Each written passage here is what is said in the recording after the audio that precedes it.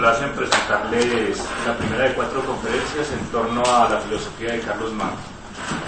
El día de hoy damos inicio con el estudio de su tesis doctoral titulada Diferencia de la filosofía de la naturaleza en Demócrito y Epicuro, publicada en 1800, bueno, no publicada, pero hecha en 1841 a cargo del profesor, expuesta a cargo del profesor compañero Sergio de Zuviría Samper.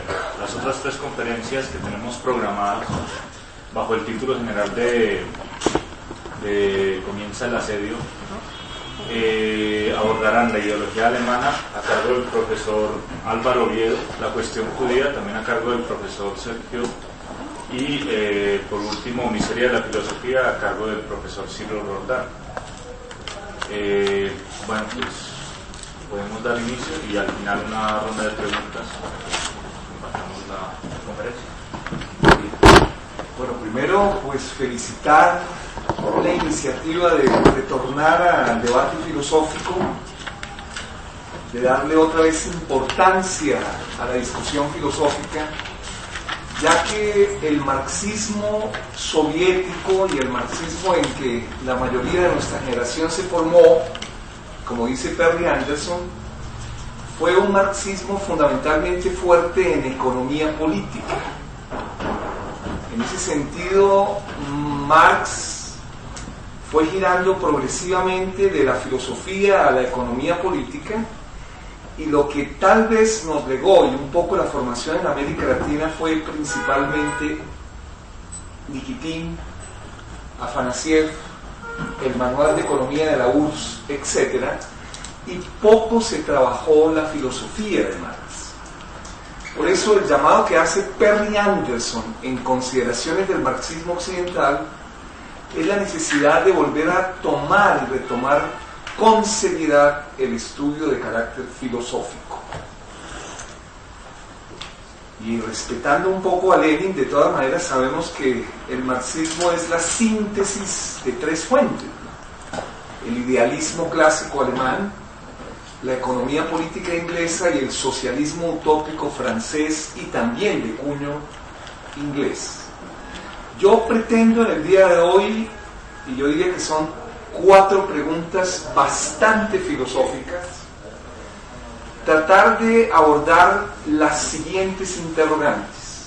El primer interrogante es ¿por qué Marx se fue acercando a Hegel? ¿Qué le llamaba la atención de esa filosofía que parecía, como lo dice él en algún momento, pétrea y grotesca? Es decir, una filosofía con un lenguaje bastante difícil, hermético y a veces casi talmúdico. Entonces, la primera pregunta es ¿por qué él se fue enamorando del maestro Hegel? La segunda pregunta es ¿qué diferencia tienen Marx y Engels en su aproximación a Hegel, a diferencia de los jóvenes hegelianos o la izquierda hegeliana que hizo una lectura diferente de Hegel? Es decir, con excepción tal vez de Feuerbach, Marx y Engels, la lectura que hacen los jóvenes hegelianos de Hegel no va a ser compartida por Marx. Segunda pregunta. Tercera pregunta: ¿cómo hizo su liberación reflexiva de Hegel? Es decir, la pregunta es cómo gradualmente Marx se va independizando en un proceso, como dice el maestro Lukács, lleno de luchas arduas intelectuales de su maestro. Lo que podemos llamar una liberación reflexiva, no una liberación reactiva, como la que va a hacer, por ejemplo, Nietzsche, Schopenhauer o Kierkegaard, ¿no? Y es que su relación con Hegel es una relación más bien de distancia, pero furiosa, reactiva, incómoda, indignada. Cambio, Marx, Engels y Feuerbach harán una liberación muy gradual y muy reflexiva de ese monstruo de la filosofía. Y la cuarta pregunta que pretendemos más o menos resolver es ¿qué valor tiene la tesis doctoral? ¿Por qué escoge en una tesis de Derecho, para graduarse uno como doctor de Derecho de la Universidad de Berlín, un tema que tal vez hoy ninguna facultad aceptaría? diferencias de las filosofías de la naturaleza de Demócrito, que es un presocrático, siglo V antes de Cristo, y de Epicuro, que es un posaristotélico. Es decir, escoge un momento muy importante de la filosofía occidental. El primero alude a la génesis y el otro a lo que algunos podrían llamar declive o cierre de la filosofía clásica griega. ¿Y por qué es importante esa tesis? Que, digámoslo de alguna manera, pues muy pocos en Colombia han trabajado con rigor. La tesis doctoral con que se gradúa de Derecho en 1841. Entonces voy a intentar resolver o abordar esas 4 preguntas para dejar un pequeño mapa de esa parte tan importante de la biografía juvenil de Marx. Entonces, puede que no se complete la totalidad y habrá algunas que son solo pildoritas, ¿no? Pero eso es volvernos a situar en el tema de la filosofía, a la cual pues, realmente Marx se apasionó, y uno con los años, tal vez por su obsesión, sabe que sin filosofía es muy difícil diagnosticar una época. Yo diría que casi imposible diagnosticar una época. Es decir, la filosofía es el alma del diagnóstico de nuestras épocas, y en ese sentido el proyecto de Occidente nació siendo filosofía. Otra cosa es que la ciencia nace de ella, y a veces cierto marxismo cree que el marxismo es solo ciencia, pero no tiene nada que ver con la filosofía. Primera pregunta: ¿por qué se enamoró y se dejó seducir por Hegel? En la Carta al Padre, que es un documento muy importante de su biografía intelectual, sabemos que Marx sale de Treveris, su ciudad natal, la Renania de Treveris, va a estudiar un año de Derecho a la Universidad de Bonn, pero realmente por motivos que están por investigar, pero pueden tener mucho que ver con la depresión y la melancolía que sufre ante el abandono de Jenny, que es el amor juvenil y el amor eterno de Marx, pues él se dedica a una vida un poco disipada. Quiere decir que va a clases de Schlegel, se dedica un poco a la rumba, podríamos decir hoy, y fracasa en su primer año de Derecho en la Universidad de Bonn. Las biografías de Mehring, de Blumenthal, la biografía de Mehring, pues trabajan ese periodo del año como estudiante de Derecho de Marx en la Universidad de Bonn. Una vez fracasa, pues su padre lo convence. Su padre era un abogado, era el asesor de la Dieta Renana, era el presidente del Colegio de Abogados de Treveris, es decir, era un hombre que tenía bastante cercanía con los sectores progresistas y liberales y una gran relación con la filosofía francesa, con Rousseau, D'Alembert, Diderot y la enciclopedia. Eso está totalmente dateado, digamos, en la biografía, y va a ser una figura muy importante. No es la madre, muy importante como figura de identidad e identificación, que sigue estudiando Derecho en Berlín. Entonces, antes de irse a estudiar Derecho a la Universidad de Berlín, le envía una carta a su padre, que se llama la Carta al Padre, donde hace todas unas consideraciones muy autocríticas, que algún día sería muy interesante que leyeran. Yo creo que hay 2 grandes cartas al padre: la Carta al Padre de Kafka y la Carta al Padre de Marx. Y tenemos una referencia exacta en la Carta al Padre de por qué dejó a Fichte y a Kant y entró a la filosofía hegeliana. Y en ese pequeño pasaje nos dice Marx, a una edad bastante temprana, tenía más o menos unos 20 años, dice así: abandonado el idealismo, que dicho sea de paso, había cotejado y nutrido con el de Kant y Fichte, me dediqué a buscar la idea en la realidad misma. Si antes los dioses moraban sobre la tierra, ahora se habían convertido en el centro de ella. Había leído algunos fragmentos de la filosofía hegeliana cuya grotesca melodía barroca no me agradaba. Quise sumirme una vez más en este mar proceloso, pero con la decidida intención de encontrar la naturaleza espiritual tan necesaria, tan concreta, tan claramente definida como la naturaleza física, sin dedicarme ya a las artes de la esgrima, sino haciendo brillar la perla pura a la luz del sol. Escribí un diálogo de unos 24 pliegos titulado Cleantés, o del punto de partida y el desarrollo necesario de la filosofía que no conservamos, el arte y la ciencia, que hasta entonces habían marchado cada cual por su lado, se hermanaban hasta cierto punto aquí, y me puse a andar como un vigoroso caminante, poniendo manos a la obra, que venía a ser un desarrollo dialéctico de la divinidad, tal como se manifiesta en cuanto concepto en sí y en cuanto religión, naturaleza e historia. Terminaba yo por donde comenzaba el sistema hegeliano, y este trabajo, para el que hube de familiarizarme hasta cierto punto con las ciencias naturales, y se conserva en anagrama los estudios de Marx sobre matemáticas y física, porque le interesó mucho en algún momento de su vida la matemática y la física, y lo vemos claramente en el Capital, pues la gran formación matemática que él tiene, con Schelling y con la historia, clave para nuestra interpretación, y que me causó infinitos quebraderos de cabeza. Aparece escrito de tal modo que todavía hoy no puedo imaginarme cómo esta obra, mi criatura predilecta, engendrada a la luz de la luna, pudo echarme como una pérfida sirena en brazos del enemigo. Es un pasaje que muchos investigadores han trabajado.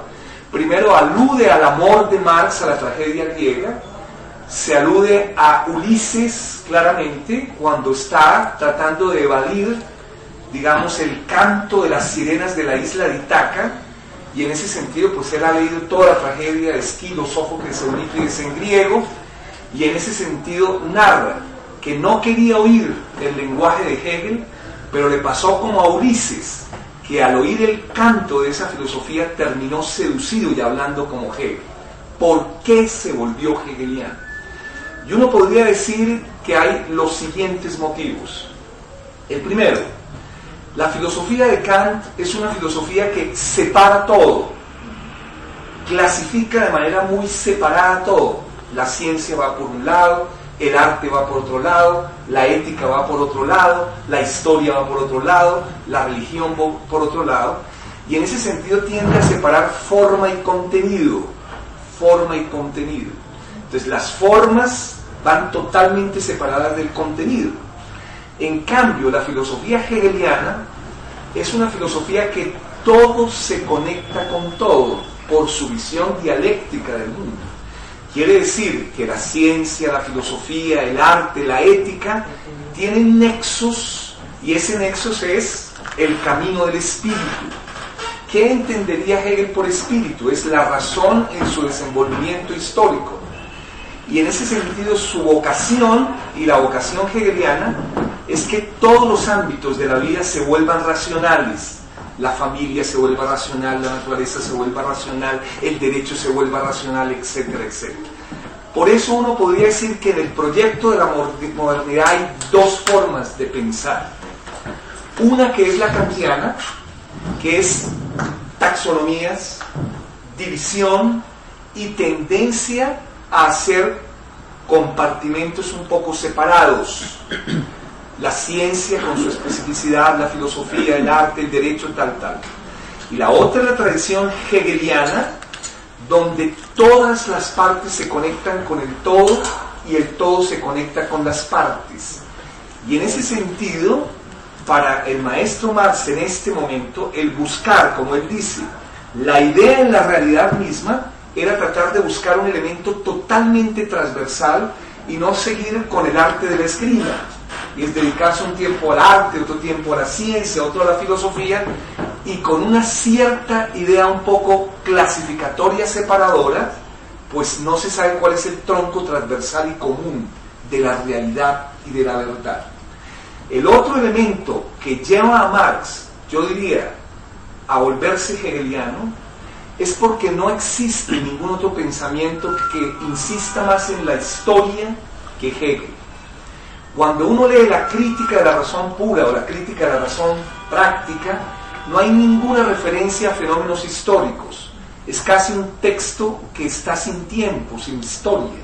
En cambio, cuando uno lee la fenomenología del espíritu, o lee la historia de la filosofía, o lee la lógica, se da cuenta que la historia es clave para Hegel. ¿Cómo será que Louis Althusser, que bueno, habría que hablar un poco de su lectura de Marx, pero Louis Althusser creó una metáfora que me parece que es bastante aguda? Dice: así como Colón descubrió el continente americano, Hegel descubrió el continente de la historia y Marx lo colonizó, aunque la palabra hoy tendría unas connotaciones muy equívocas, más que toda una etapa, digamos, decolonial, poscolonial y toda esa serie de cosas.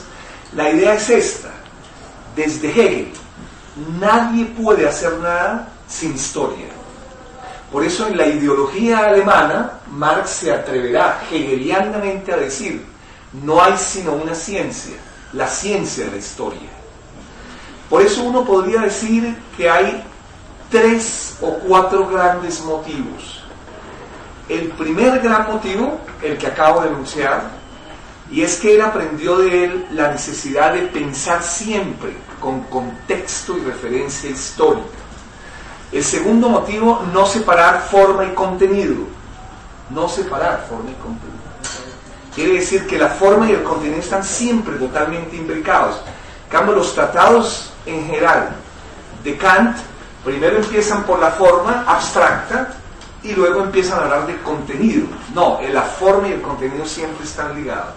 Tercero, por su formación jurídica, pues se va dando cuenta que el tema fundamental también del derecho es la libertad y la racionalidad, en contra de Kant. Si Kant cree que la naturaleza del derecho es la coerción, la naturaleza del derecho es obedecer sin conocer los motivos del deber, la idea de Hegel es todo lo contrario.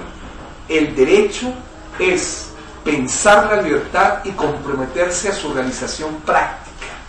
Quiere decir que es un derecho en contra de Savigny, en contra del historicismo del derecho, y es la idea fundamental de que la tarea de la filosofía del derecho es, imagínense ustedes qué belleza de definición del derecho, pensar los diferentes conceptos de libertad y llevarlos a la praxis. Es decir, una definición que ahí sí cualquiera se enamoraría del derecho. En cambio, la noción positivista y kantiana y neokantiana del derecho es bastante problemática. El derecho es coerción, el derecho es un deber del cual no conozco yo los motivos del deber, el derecho es, bueno, ahí habría muchísimas dificultades. Y yo diría que el otro elemento es la idea de no estar separando todo, que es un drama del proyecto de la modernidad, ¿no? Y es que todo se vuelve como demasiado separado, ¿no? La ciencia por un lado, la ética por otro lado, la política por otro lado, y esa idea tan separada, sin vasos comunicantes y ejes transversales, pues es el kantismo y el fichtianismo. En cambio, la filosofía de Hegel, si ustedes, por ejemplo, algún día leen el índice de la enciclopedia, nada más por mirarlo, o el índice de la lógica, verán que el maestro Hegel empieza con química orgánica, después empieza con la naturaleza, después habla de la física, después habla del espíritu, es decir, todo está conectado en una especie de teodicea de la racionalidad. Y es que la racionalidad puede untar y contaminar todos los órdenes de la existencia. Y la tarea sería, como todos lo saben ustedes, esa frase que dice Engels en Ludwig Feuer, la Gegenwart de la filosofía clásica alemana, que es bastante difícil de entender: todo lo real es racional y todo lo racional es real. En términos hegelianos, es construir la libertad, la racionalidad, la justicia en todos los órdenes de la existencia social, natural y, digamos, individual también, en cierto sentido. Esta sería nuestra primera pregunta. Nuestra segunda pregunta sería: ¿en qué se diferencia la interpretación que hace la izquierda hegeliana, los jóvenes hegelianos, de la interpretación que hace Marx, Engels y Feuerbach. Y yo diría que lástima que no les hubieran entregado el texto de Georg Lukács, pero de todas formas lo podemos leer, yo se lo había pasado ayer, y es que de alguna manera Lukács, en este texto traducido por Ramón Pérez Mantilla, ese gran profesor colombiano recientemente fallecido, como Guillermo Luis Vázquez y otros de toda esta generación que ha formado, digamos, casi la normalización de la filosofía en Colombia, el capítulo primero del desarrollo filosófico está dedicado a la disertación, es decir, al texto al cual vamos a aludir de manera mucho más directa. Y de algunas de las afirmaciones que hace el profesor Lukács nos llevan a diferenciar a Marx leyendo a Hegel y a Engels leyendo a Hegel de sus contemporáneos Bruno Bauer, Edgar Bauer, Stirner, consortes, todo lo que es la izquierda hegeliana. Y señala unos puntos que quiero subrayar que no son fáciles de entender, pero son muy importantes. El primero, Marx y Engels diferencian entre un Hegel esotérico con ese, es decir, un Hegel cerrado, de secta, casi que podríamos decir un Hegel, digamos, completamente inaccesible porque solamente lo pueden leer los expertos, de un Hegel exotérico con X. Y eso era muy típico del debate sobre Hegel.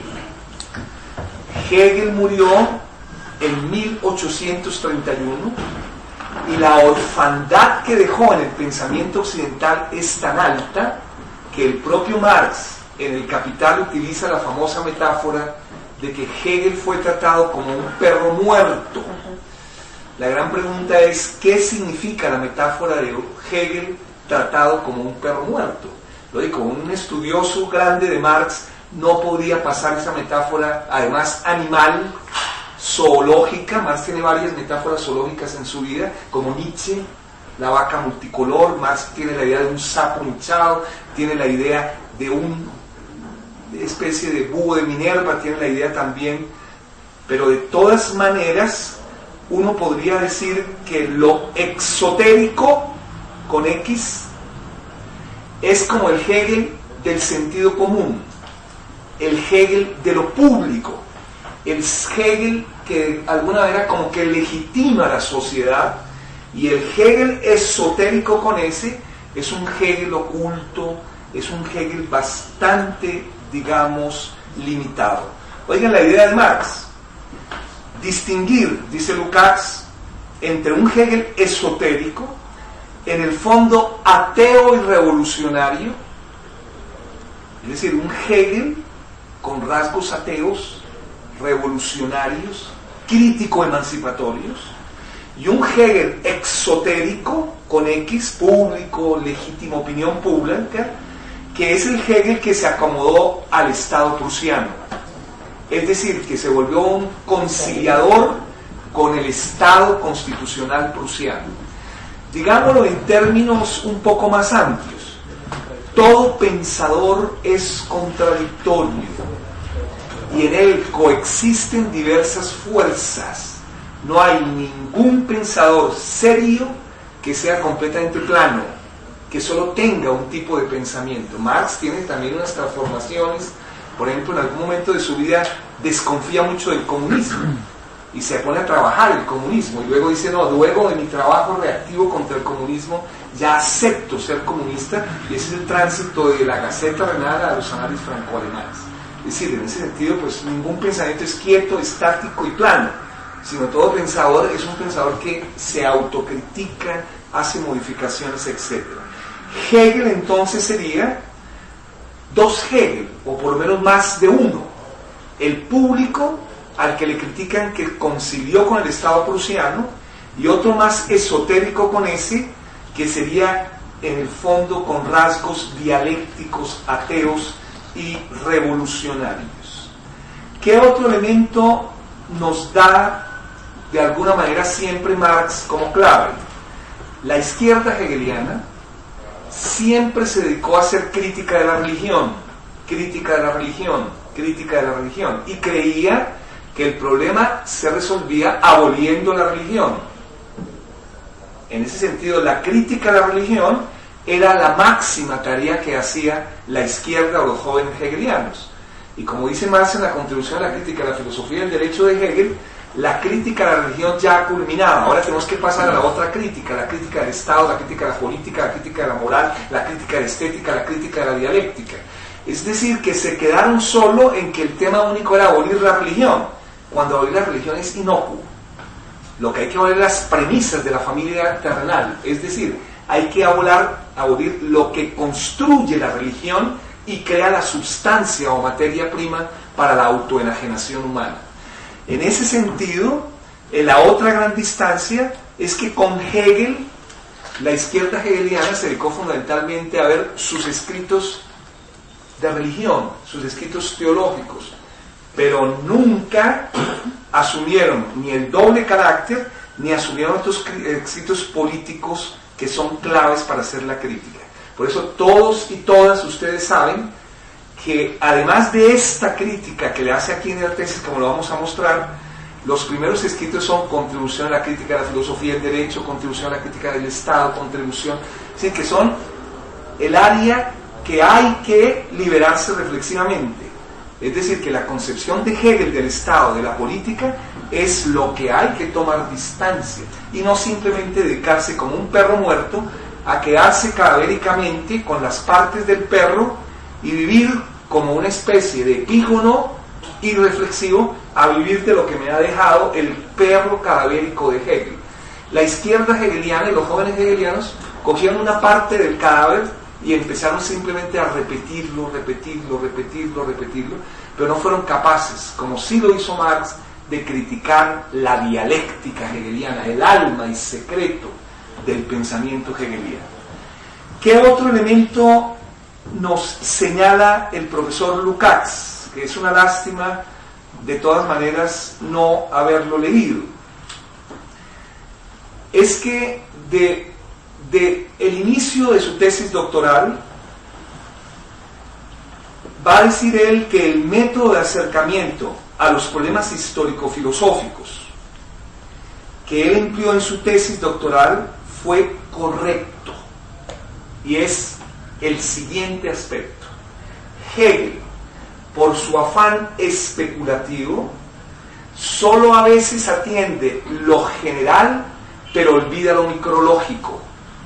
Lo micrológico quiere decir que hay una cierta tendencia a hablar de las leyes generales, de las tendencias generales, pero aspectos particulares, micrológicos, no los tiene en cuenta. Y el verdadero análisis dialéctico no puede ser solo lo total y lo universal, sino es la dialéctica permanente entre el todo y la parte, el todo y lo particular, el todo y lo singular. Y Hegel tiene una cierta trampa que es esa, y le da más importancia a lo común y lo general que a la excepción, anomalía, etc. Por eso, uno podría más o menos decir lo siguiente, y aquí entraríamos en la tesis doctoral de él.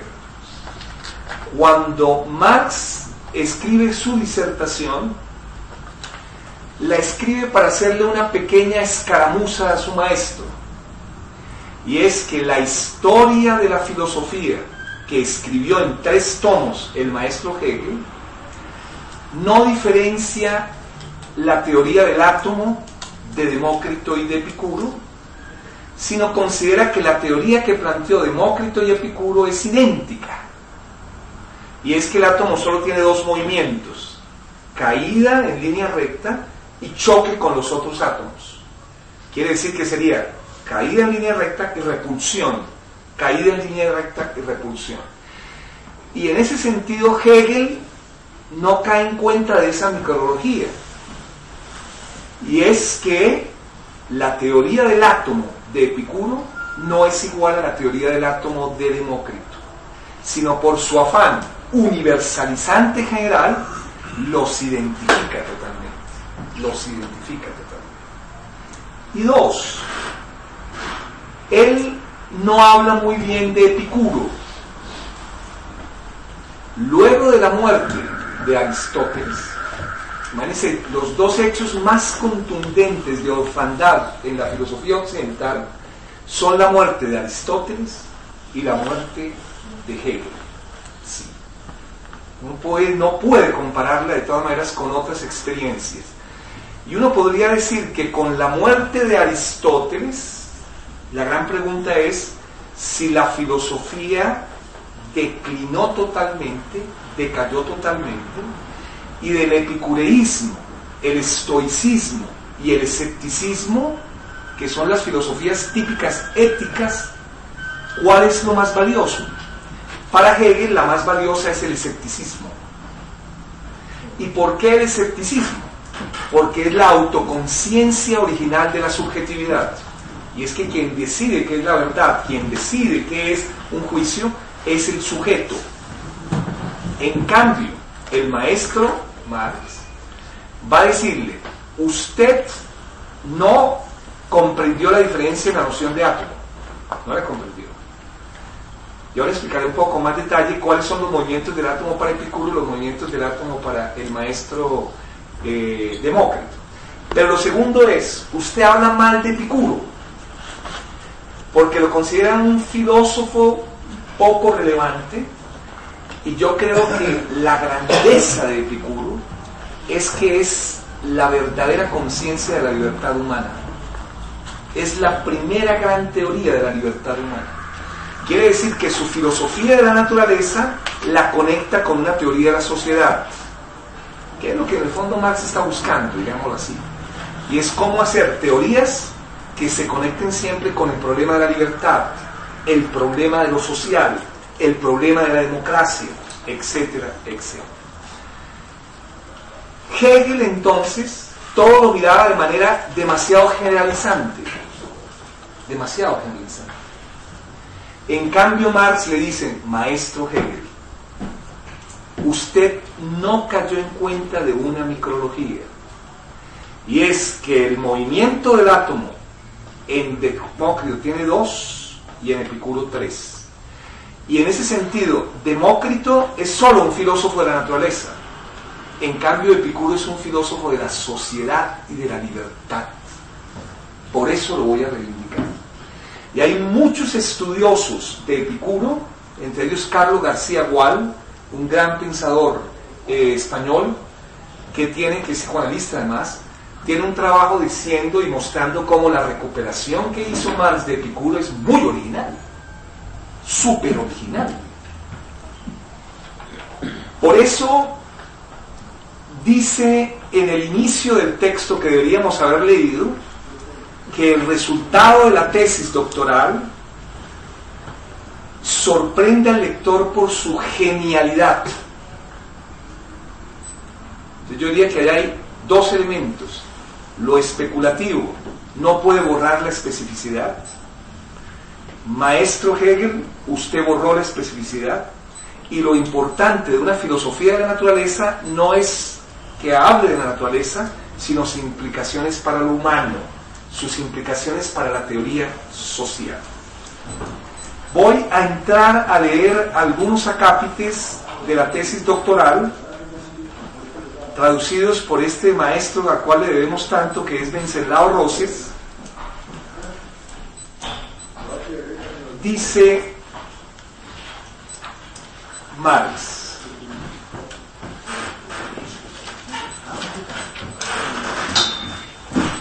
y es impresionante la organización de la tesis. Dice así: el autor, 1841, es el momento en que él empezó en el 39 a prepararlo, pero se va a graduar solo en el 41. Además, todos los biógrafos dicen que se graduó fue por presiones externas, porque realmente Marx, como todos y todas nos pasa, escribir la tesis se vuelve un lío tremendo.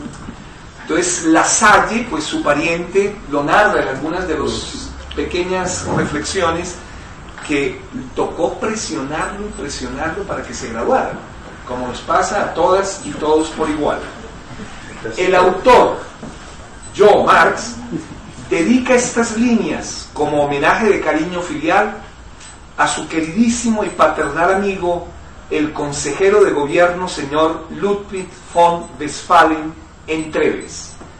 Se lo dedica a su suegro posteriormente, porque si hay dos figuras que influyen, además de su formación en el bachillerato, que bueno, sobre eso Alberti ha hecho un trabajo magistral de cómo fueron los años del Gymnasium de Marx, qué estudiaba, qué hacía, bueno, etcétera.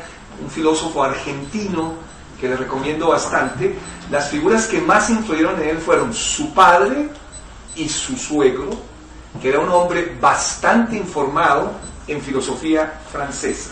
Oigan esto que dice: ojalá quienes han dudado alguna vez de la fuerza de la idea pudieran haber tenido como yo la dicha de admirar a un viejo pletórico de fuerza y de juventud que saluda todos los progresos de su tiempo con el entusiasmo y la prudencia de la verdad. Usted, mi paternal amigo, ha sido siempre para mí la demostración viva y palpable de que el idealismo no es simplemente una quimera, sino una verdad.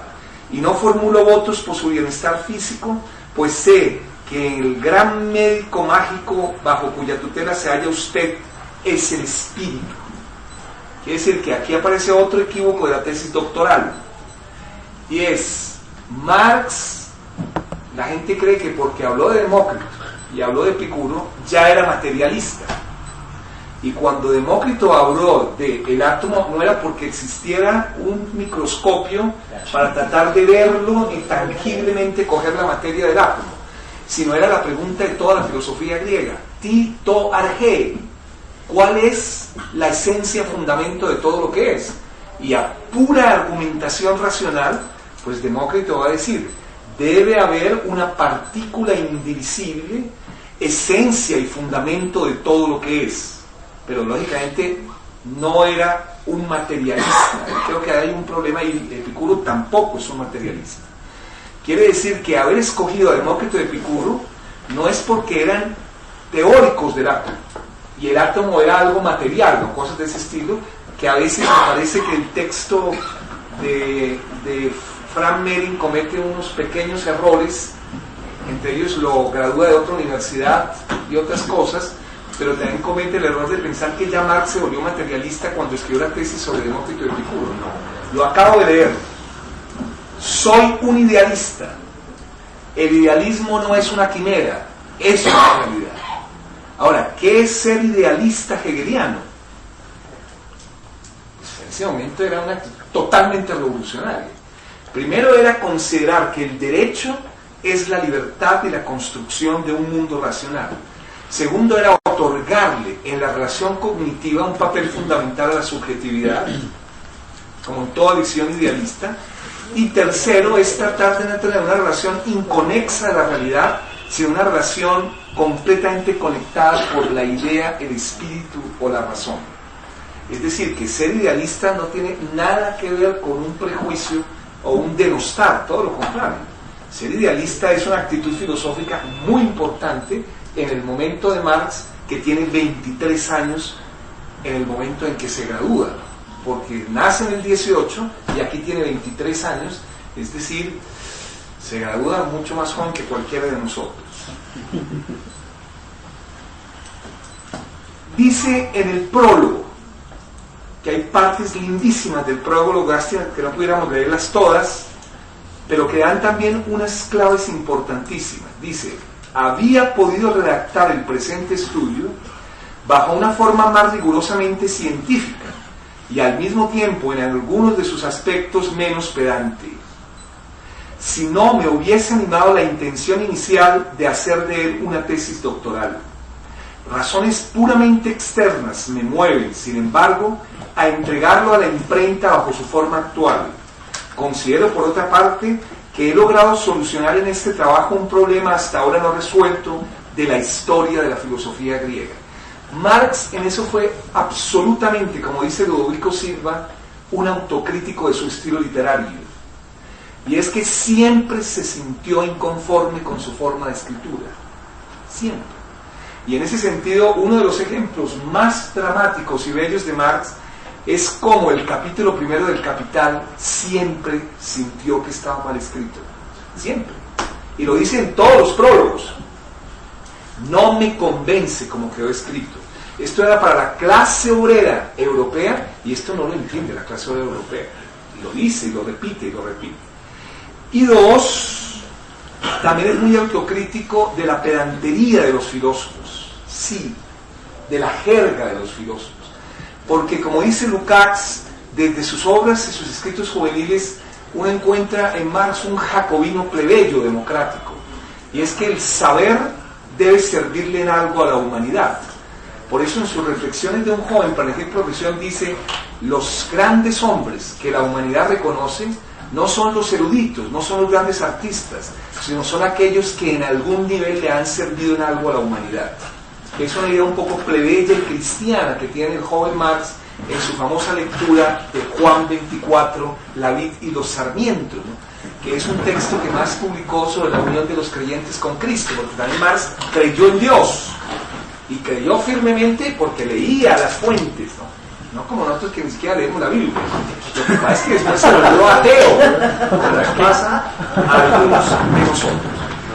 ¿Qué es lo que él en el fondo va a resolver de la filosofía griega? Va a resolver dos o tres cosas fundamentales. La primera, el valor de un gran pensador no está solo en él mismo, sino en lo que deviene después, sus discípulos.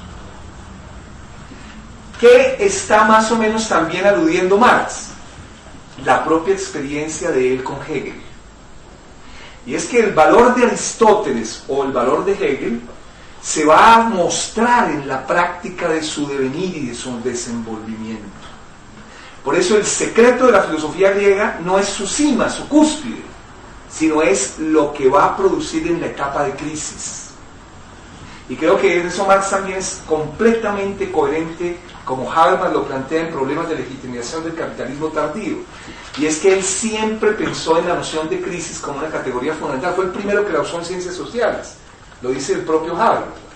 Y en ese sentido uno podría decir que el valor de la filosofía griega, metáfora que utiliza acá, no es como un sapo hinchado que se le pone una aguja y se desinfla, sino el valor de una filosofía es su propio proceso de realización y desenvolvimiento. Eso es fundamental. Por eso el valor de un gran profesor no es él.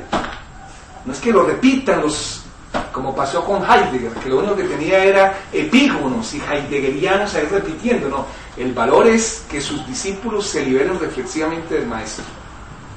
Y es la misma circunstancia. Aristóteles produce tres escuelas muy ligadas al consejo ético de la autonomía y de la subjetividad, se puede hablar, que es el epicureísmo, el estoicismo y el escepticismo. Y es que ya no son filosofías sistemáticas de totalidad, sino filosofías del repliegue, del retorno a la subjetividad, a los problemas de la moralidad. Porque luego de un gran sistema total, pues viene como una experiencia de también pensemos en nosotros mismos y no solo en la construcción del sistema. Lo mismo va a pasar un poco con Hegel. Y es que luego de la muerte de Hegel, pues el gran problema del valor de Hegel es qué van a hacer con él sus discípulos. ¿Y cuál es el drama de Hegel? Que a los pocos años de su muerte, con Augusto Comte, 1836-1846, escribe sus famosos cuadernos de filosofía positiva. Es decir, que la imagen del perro muerto es que una vez muerto Hegel, empieza cierta tiranía del positivismo, de esa inmunda filosofía de la religión de los hechos, como dice Habermas en el prólogo a Conocimiento e Interés, que tiene el peligro que se transmuta, se disfraza y coloniza hasta el marxismo. Entonces la gente cree que está haciendo marxismo, está haciendo es puro positivismo, y eso pues es clave en la propia historia de la filosofía y las ciencias sociales desde el nacimiento del positivismo. Y es que el positivismo se presenta como mucho más fácil comprensible que la filosofía esa hermética de Kant, de Hegel, de Fichte. Entonces la gente se va volviendo kantiana, positivista, spenceriana, facilísimo. ¿Qué es conocer? Observar. ¿Cómo Conocer es observar. Es una imbecilidad. ¿Qué es conocer e investigar? Analizar. No, nada de eso. Es decir, en ese sentido el positivismo es como anillo al dedo a la mediocridad. Y va transmutándose y transmutándose y transmutándose, y uno ni se va dando cuenta. ¿Qué otro elemento de alguna manera va a descifrar? Que no solo vale el escepticismo, sino, señor Hegel, el epicureísmo es clave, y usted no le dio el valor que tiene. No le dio el valor que tiene. Quiere decir que los marxistas tenemos que reivindicar a Epicuro, porque es el filósofo de la libertad.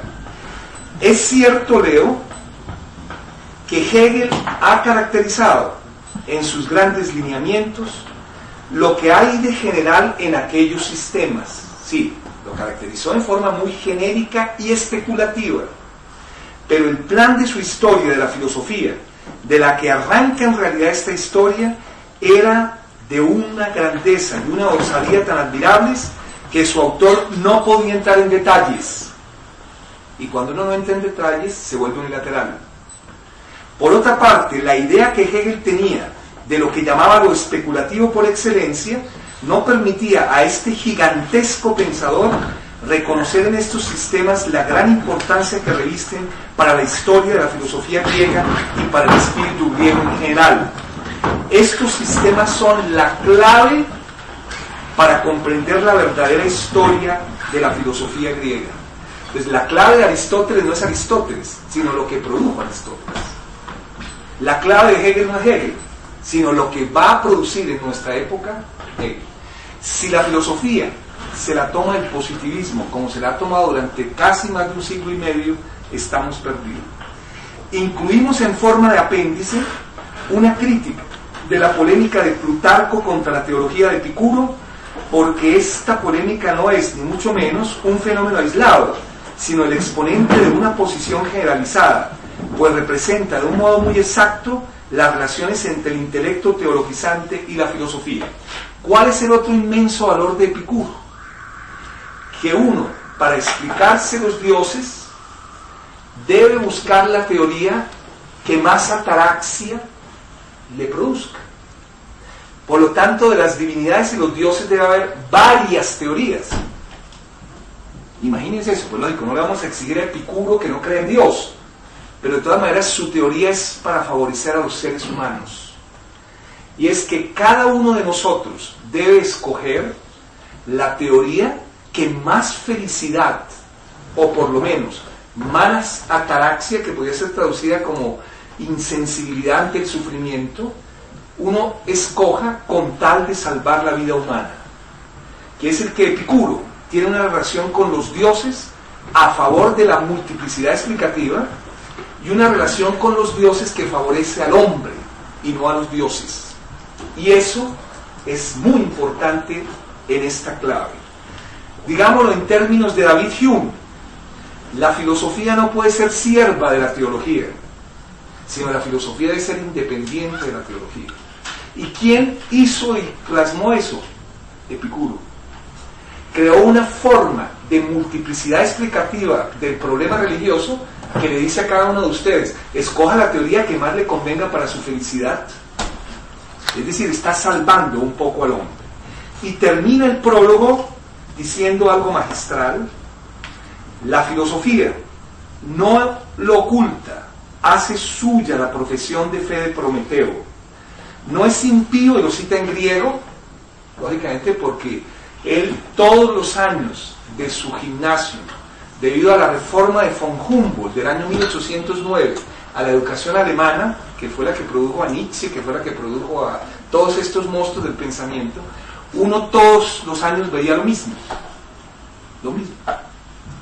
Quiere decir que no es esta avidez de novedades, y es que si salió la telemática, estudiamos telemática, si salió no sé qué, no, sino el hilo conductor del saber de la universidad y los colegios en Alemania, debido al hermano de Alejandro von Humboldt, Guillermo von Humboldt, son tres saberes: lenguas clásicas y lenguas modernas.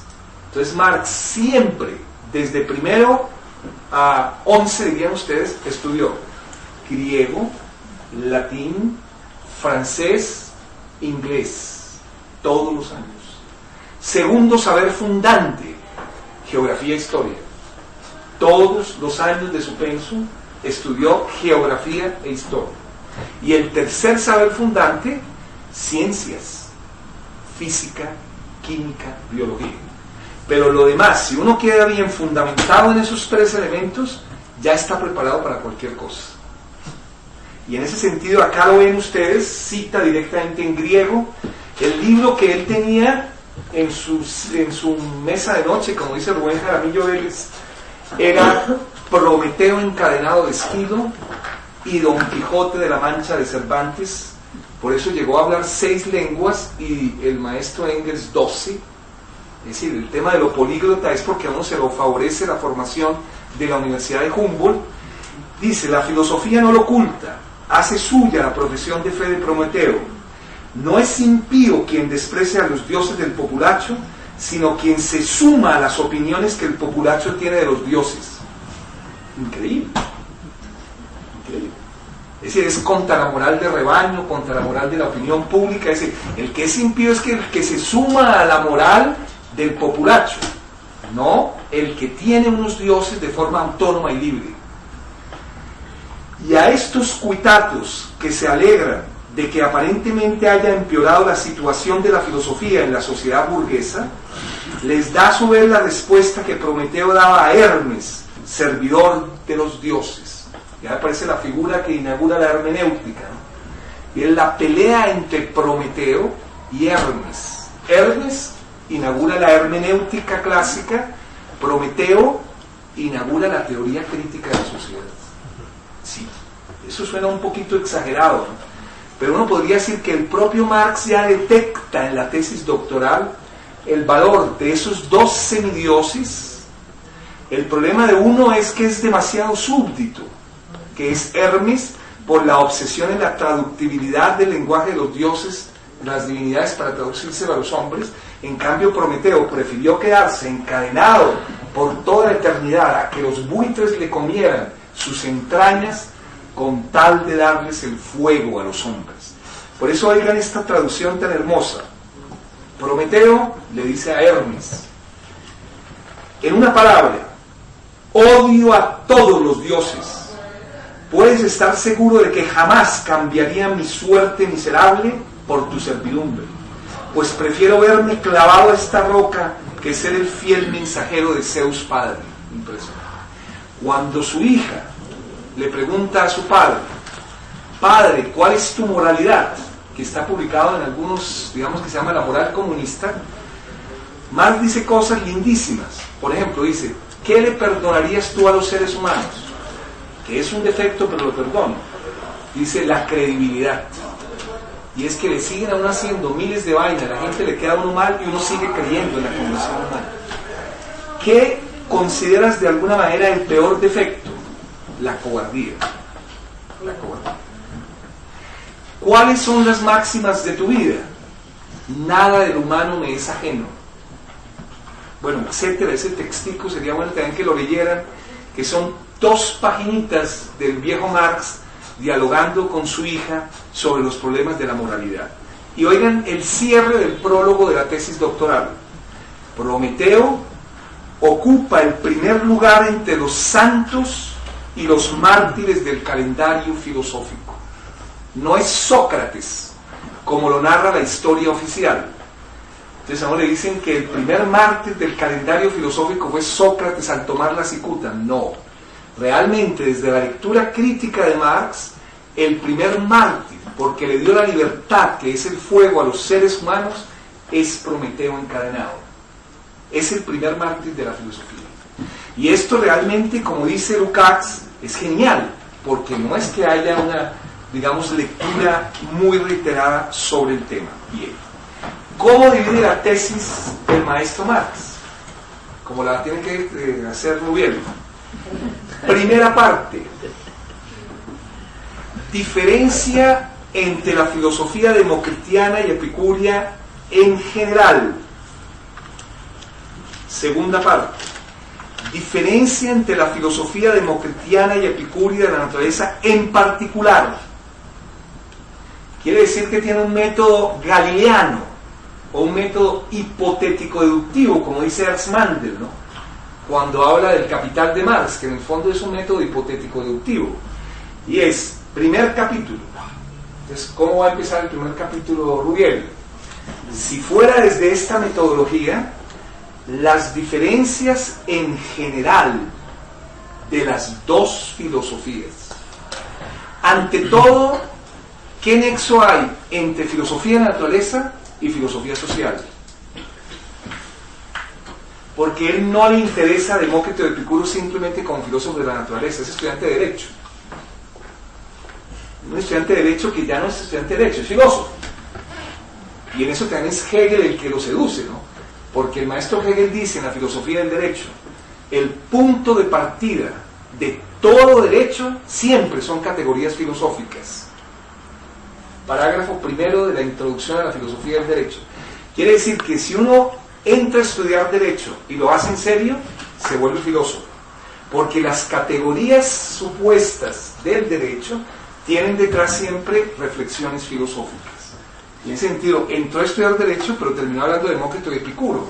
Imagínense eso no se lo permitirían, no sé si en la Universidad Libre, una tesis doctoral sobre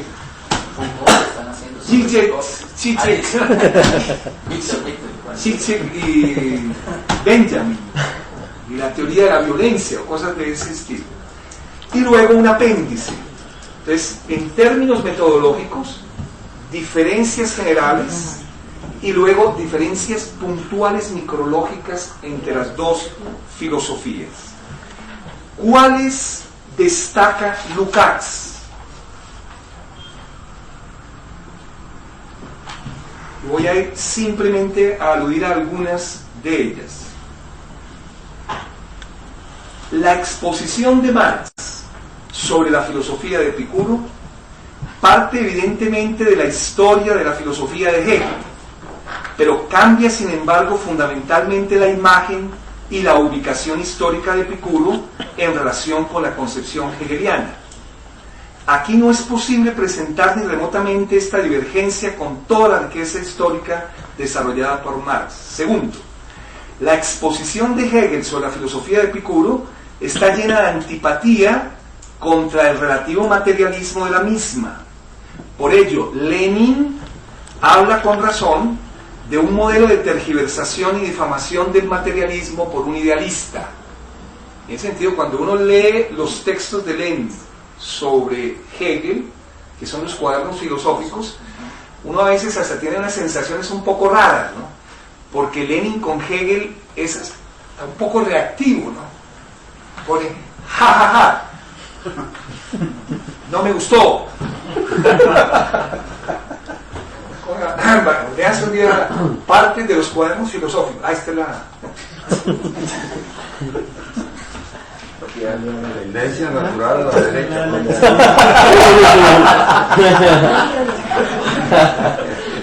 Pero oigan lo importante que dice Lukács, el gran equívoco. Así como la cuestión judía, su gran equívoco es que Marx no le interesaban y rechazaba los derechos humanos, cosa que es totalmente falsa. Lo que me gustaba era la forma burguesa de su plasmación, pero él, si le hubieran planteado otra declaración de golpe la aceptaría. Dice Lukács, en 1840 y 41, Marx todavía no era materialista. Eso hay que repetirlo porque el prólogo es clarísimo. Y ningún ser se vuelve ni ateo ni materialista el día que nace, sino es un proceso de luchas, de avatares, de vueltas, de retornos bastante complicado. Su cosmovisión en esa época, la de un panteísmo radicalizado y ateísta, con rasgos indudables de idealismo objetivo hegeliano. ¿Por qué? Porque Epicuro le llama es porque le permite a todo hombre buscar y aceptar la explicación de los dioses que menos dolor le produzca. Eso es magistral, porque hay formas con la religión que uno tiene razón enferma. Entonces uno debe escoger la religión que menos dolor y menos melancolía le produzca. Uno puede seguir siendo religioso, pero hay formas religiosas que son demasiado dogmáticas y fundamentalistas. Uno debe buscar una religión un poco adaptada a lo que uno es. Me dice una religión ascética, no una religión rumbera. No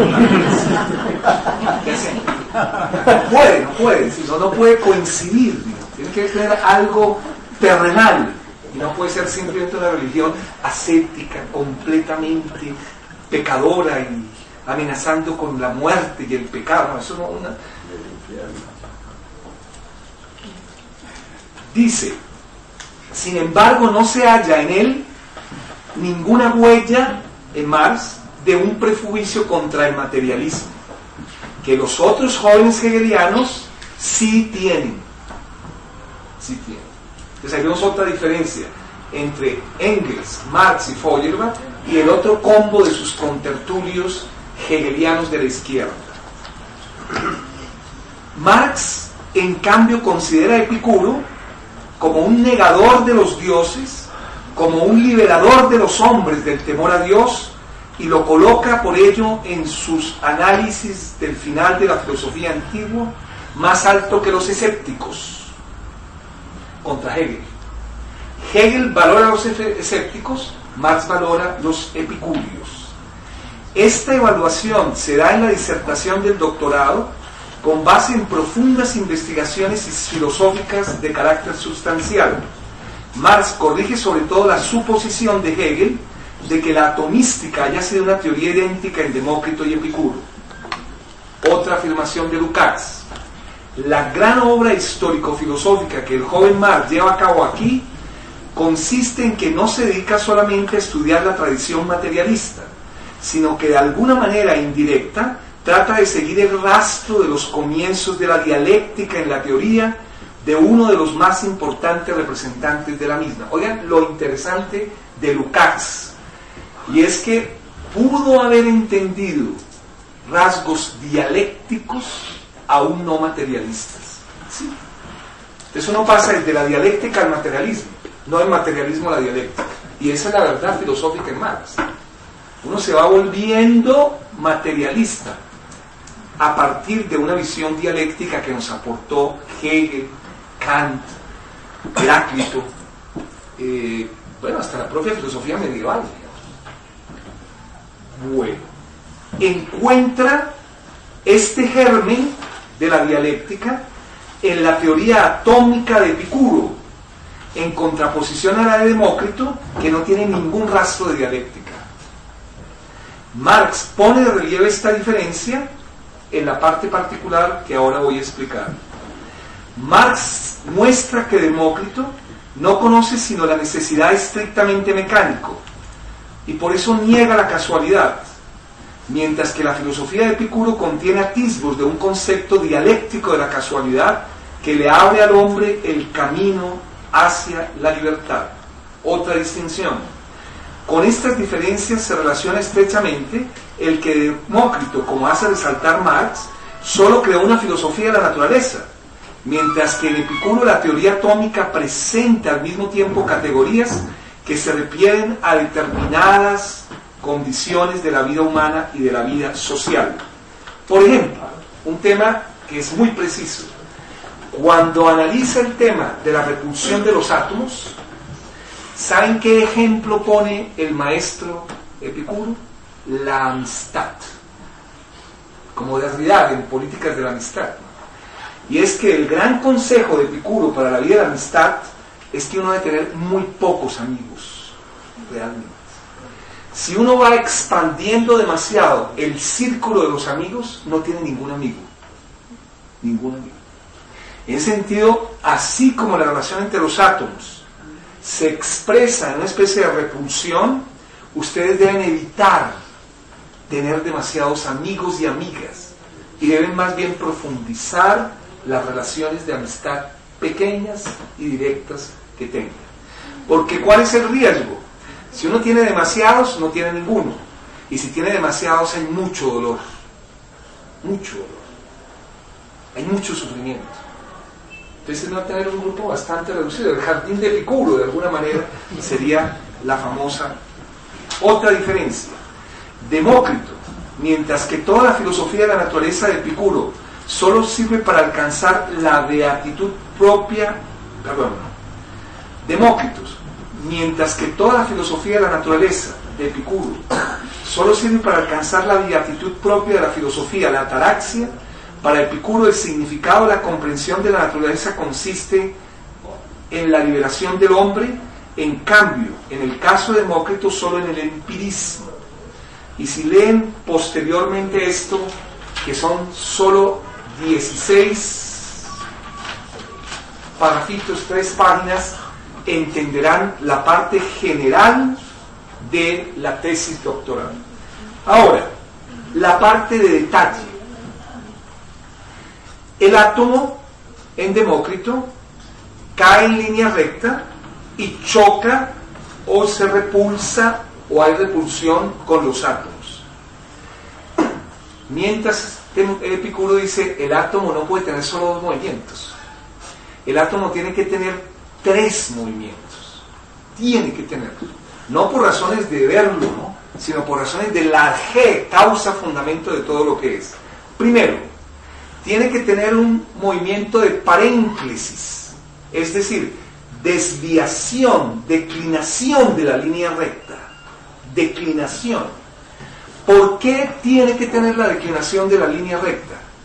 Porque si solo cae en línea recta, sería más importante la gravedad que el átomo. Entonces el principio fundamento de todo lo real no sería el átomo, sino la gravedad.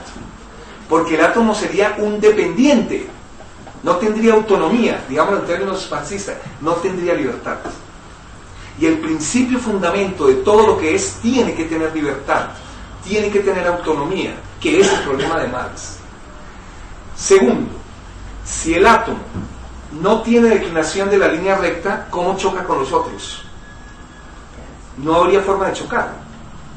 Porque si cae en línea recta, entonces no hay la posibilidad de esa declinación, y la que garantiza la repulsión, la que garantiza el choque es la parénclesis, la declinación o desviación de la línea recta. Por lo tanto, el movimiento fundamental del átomo es la desviación o declinación de la línea recta. Y usted, señor Hegel, no se dio cuenta de eso. Y es que gracias a ese movimiento, el átomo es el principio fundamento de todo lo que es, porque es libre, autónomo y no dependiente de la gravedad.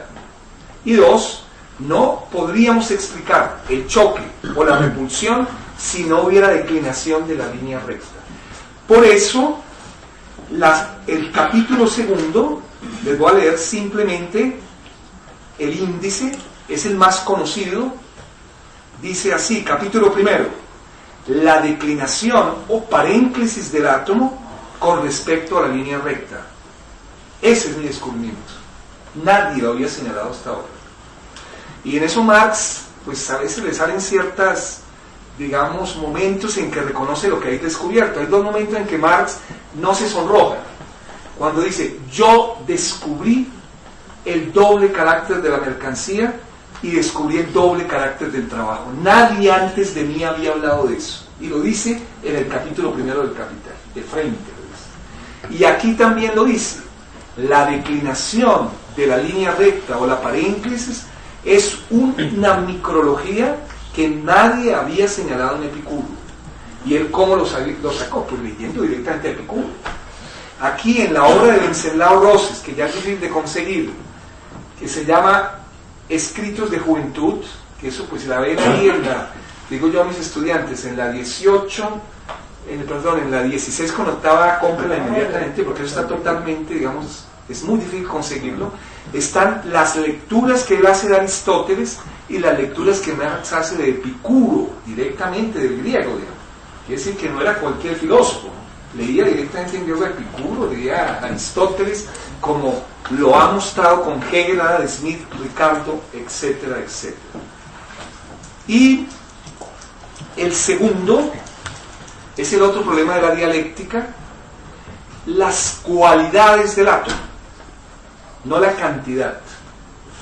Porque ya sabemos que desde la dialéctica hegeliana, el primer aparecer de todo lo que es nunca es cuantitativo, sino toda primera manifestación de lo que es cualitativa.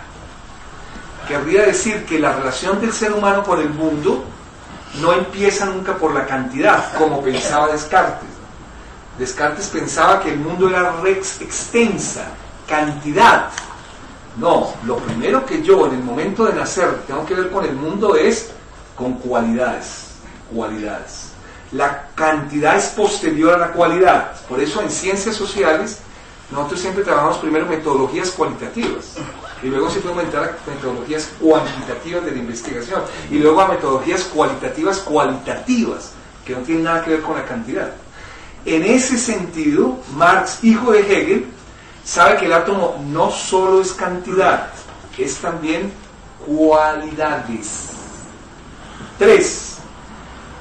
En griego, atomoi dersai, que se traduce acá principios indivisibles y elementos indivisibles. Eso es lo fundamental del átomo.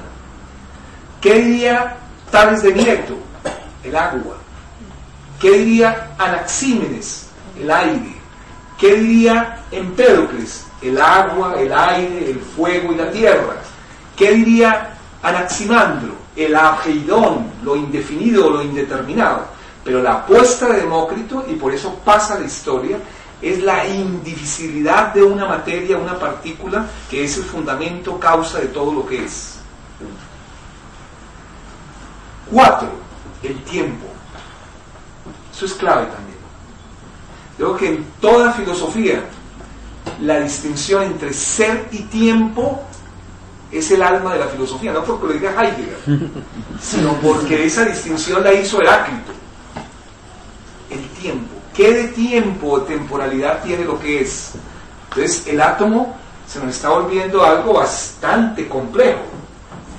Es decir, el átomo de Demócrito es muy simple. En cambio, el átomo de Epicuro es un átomo de una complejidad impresionante. Declinación de la línea recta, repulsión, elementos cualitativos, elementos de indivisibilidad y además elementos de tiempo. Y luego el tema griego, microcosmos, macrocosmos.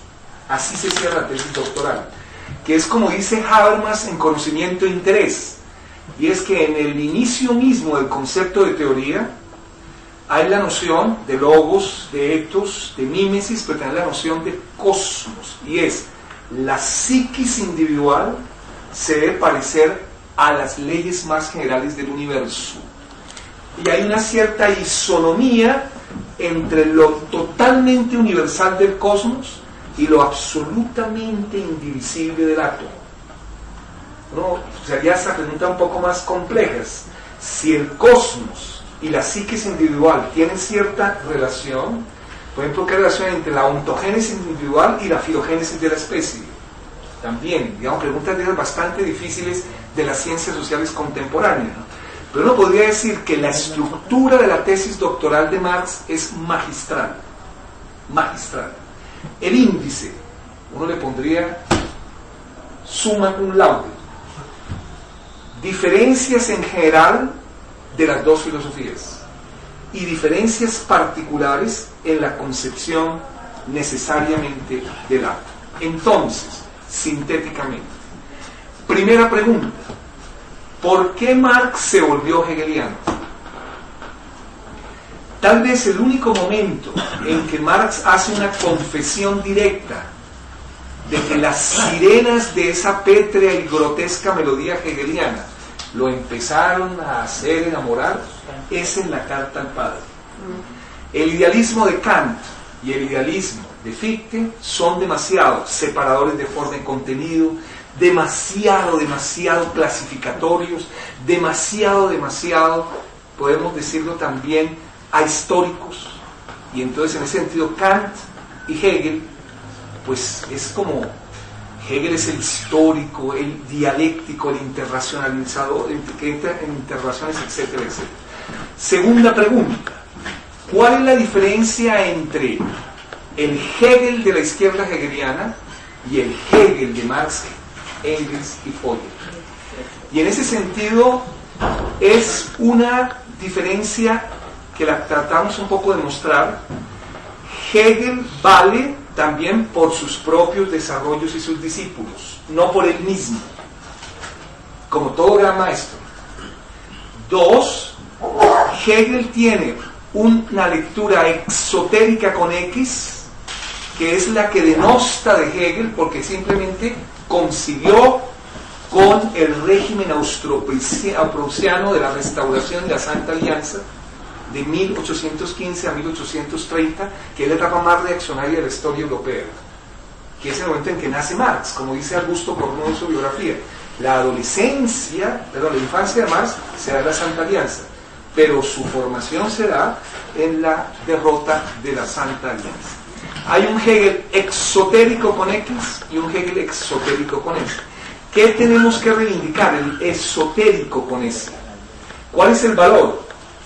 Gérmenes de materialismo, gérmenes de dialéctica, gérmenes de ateísmo. Imagínense eso. Hay un libro de Tran Duc Thao, que es un filósofo vietnamita, que se llama El materialismo de Hegel, donde él trata de mostrar que con todo y su faceta idealista hay algunas afirmaciones materialistas de Hegel. Eso, para uno que piensa en términos de tensión y contradicción, pues es comprensible, pero si uno piensa de manera totalmente maniquea, o es materialista o es idealista, pues no puede entender esas búsquedas, esos procesos de construcción que en el pensamiento son tan difíciles. ¿Qué más? Se quedaron como un perro muerto, solo haciendo crítica de la religión, solamente, y pensaban que seguía y debería seguirse haciendo crítica de la religión. En cambio, yo, como lo hizo Engels, y en eso Engels me anticipó a mí, lo reconoce el propio Marx, empezó a hacer crítica del Estado, crítica, y el primero que hizo crítica de la economía es Engels, no Marx, y lo dice en el prólogo a los manuscritos del 44. En ese sentido, quien lo anticipó y por eso empezó la amistad, es que entendió que la mejor manera de criticar la sociedad burguesa moderna es crítica de la economía política. Y eso es uno de los problemas del estatuto teórico del marxismo, y es que no se puede volver solo economía política.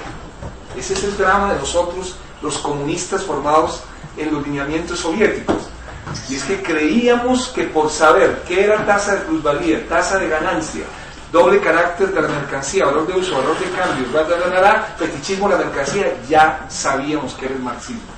No, hay que leer la unión de los creyentes en Cristo, hay que leer la carta al Padre, hay que leer los manuscritos. Estamos condenados a volver a retornar a leerlo con más rigor filosóficamente. Eso es un poco el llamamiento. Bien, la tercera pregunta: ¿cómo se fue liberando de Hegel? Se fue liberando gradualmente y con muchos, como lo real, dando tumbos.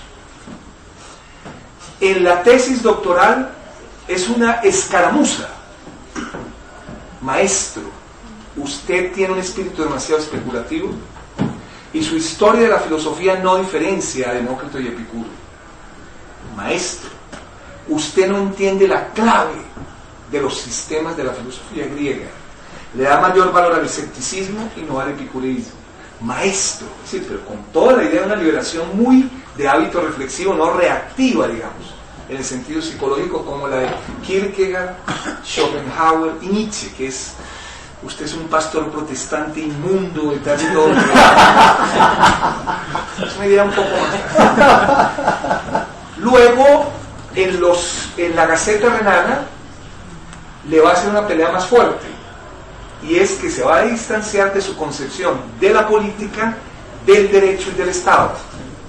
Sí, esto es gradual. Y solo en los manuscritos del 44, en la última parte del último manuscrito del 44, que es a veces en algunas ediciones no está publicado, hace la crítica a la filosofía hegeliana y a la dialéctica en general, que es uno de los grandes problemas. ¿Qué diferencia hay entre la dialéctica de Marx y la dialéctica de Hegel? Es decir, que atreverse a criticar el alma lo hizo luego mínimo de 6 años de pensar la cosa. Y lógica, siempre diciendo: usted es el maestro, usted es el tipo que descubrió que... Bueno, todo lo que él le dice en los manuscritos del 44. Pero ahí, yo creo que si ustedes algún día leen la parte final de los manuscritos y entienden algo, realmente ya es por marxistas ya consumados. Porque esa parte es el texto más difícil de la vida de Marx. la crítica de la filosofía en general y la crítica de la dialéctica en general. Es lindísimo, pero tendríamos que leerlo, digamos, siempre en compañía. Es una liberación gradual, es una liberación por etapas, es una liberación muy decantada, etcétera, etcétera. Y la pregunta que no voy a responder del todo, pero creo que he hecho bastantes insinuaciones, es la cuarta. Y es, ¿qué es lo valioso de la tesis o la disertación doctoral de Marx? Nada más, al leerles el prólogo, ya empiezan a aparecer los elementos valiosísimos. Oigan, a Marx le interesó la filosofía griega. No solo la interesó, la leía directamente en griego. Pero tenía siempre un enigma, una pregunta. ¿Cuál es la clave del desenvolvimiento de su historia? Porque a mí como que siempre me muestran son los momentos de cúspide. Aristóteles, Hegel, Kant. No, el valor de la filosofía es la época de crisis. Por eso el maestro Edmundo Husserl siempre decía, las épocas de crisis son buen fermento para la actividad filosófica. En ese lindo libro que Guillermo Hoyos Vázquez siempre recomendaba leer, que se llama La crisis de las ciencias europeas y el papel de la fenomenología trascendental, 1936. Entonces, algún día, si tienen una noche de insomnio, bájenlo y léanse solo el prólogo de Edmundo Husserl. Anticipó la crisis del eurocentrismo.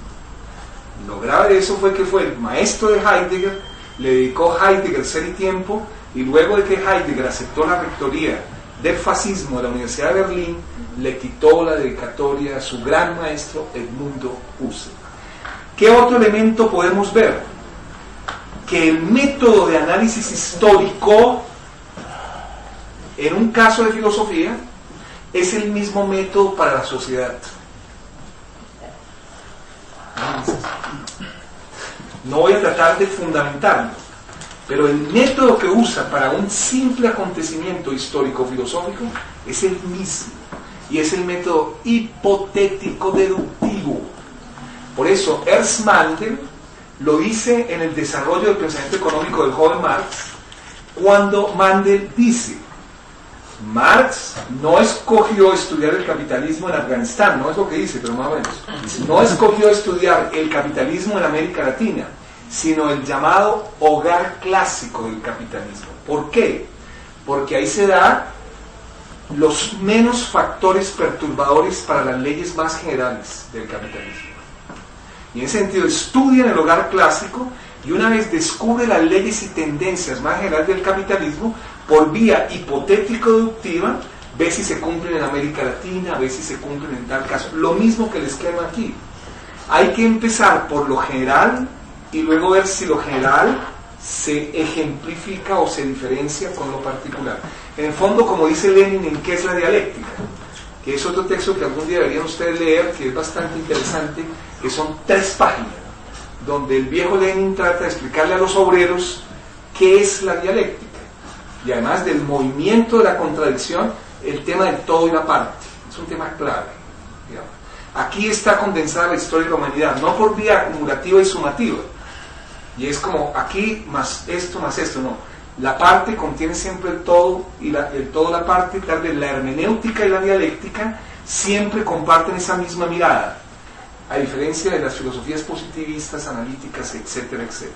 Y si leen este texto de Georg Lukács, creo que se ampliaría la visión, y digo porque nosotros ya leemos muy poquito, y como decía Germán Hess, los libros no son para leerlos, pero a cada uno le llega su momento. Quiere decir que uno puede tener en su biblioteca La riqueza de las naciones de Adam Smith, hoy fotocopiada con toda seguridad, o Economía y Sociedad de Max Weber. Eso recomendaba a alguien. Todo filósofo debe tener Economía y Sociedad de Max Weber. En una feria de libros, ustedes la ven ahí, la compran y puede que nunca la lean, pero van a leer un capitulito. Los libros no son para leerlos. Y sería una farsa decir que uno se ha leído un libro completo. De literatura lo acepto, Pero decir que uno se ha leído completo, con la misma profundidad, el Capital es una farsa. De golpe el maestro Llanos, que lleva de golpe 30 años leyendo el Capital, pero uno que es un ser modesto, joven, Son 5.000 páginas. Y mundano. 5.000 eso páginas. no podría decir. En estas 3 o 4 paginitas verán un poco la respuesta a la cuarta pregunta, y es además por qué la disertación doctoral, que es muy poco conocido, es un texto tan importante en la biografía intelectual, y no solo en la biografía, para la filosofía occidental. Marx recuperó a un filósofo como Epicuro que nadie realmente había recuperado. Andrés, ahora sí pregunto.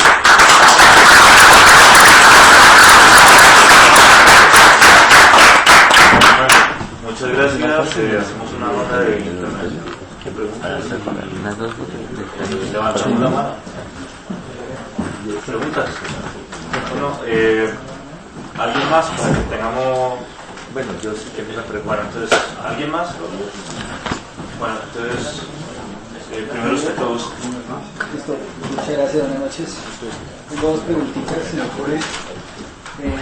La primera, ¿existe alguna evidencia de que esta interpretación del atomismo de Epicuro haya llegado a los dispuestos de relación?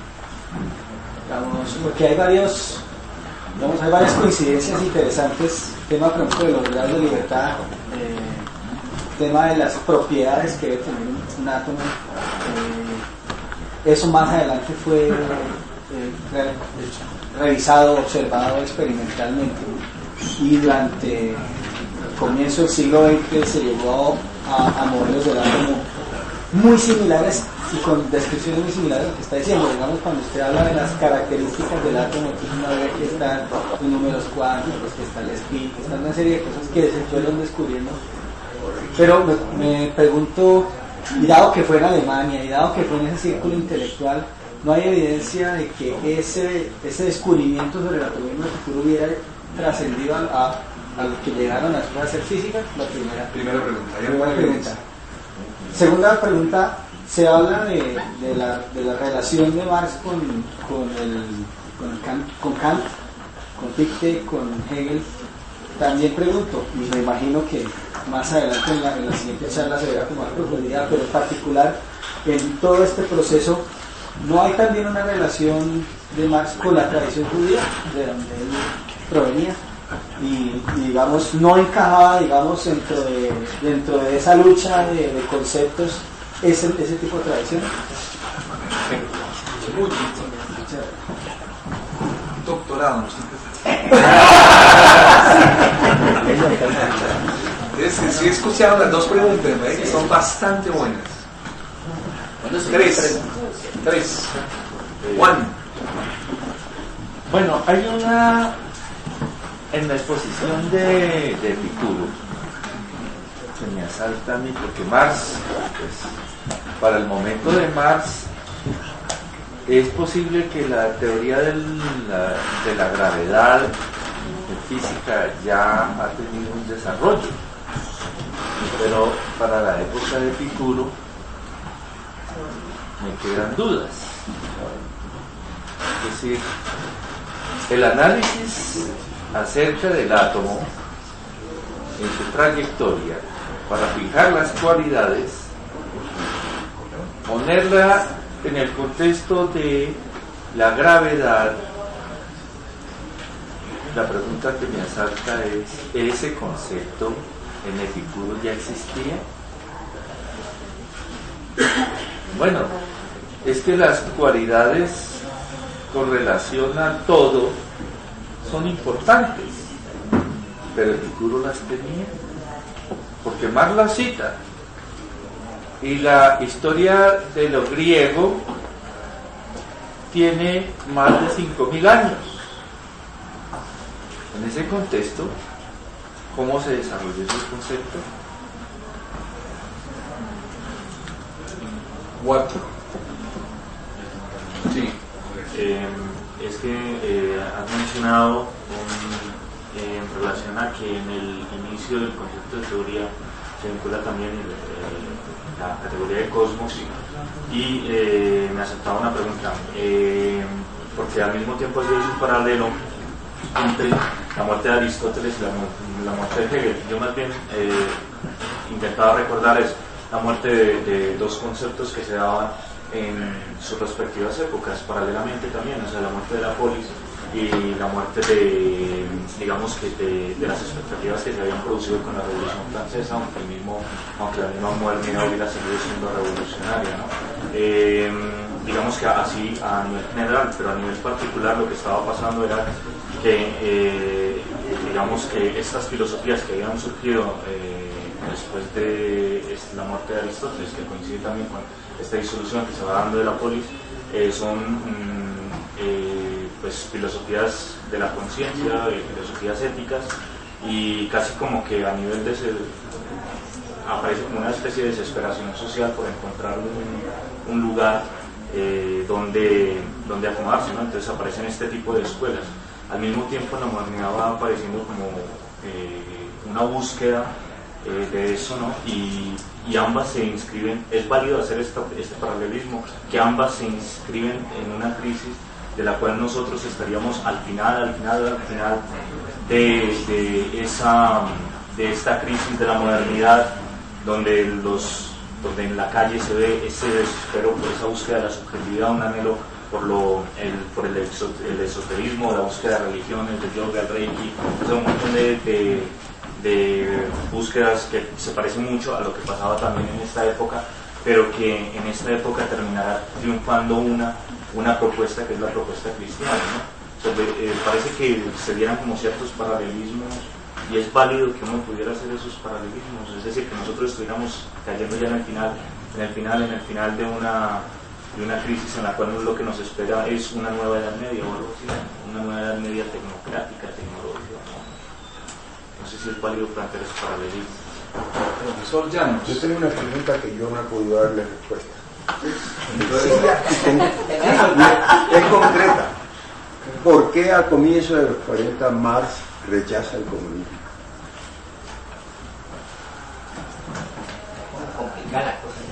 No, es correcta. ¿No? Yo no le he podido dar respuesta. He leído ese periodo bien. Sí.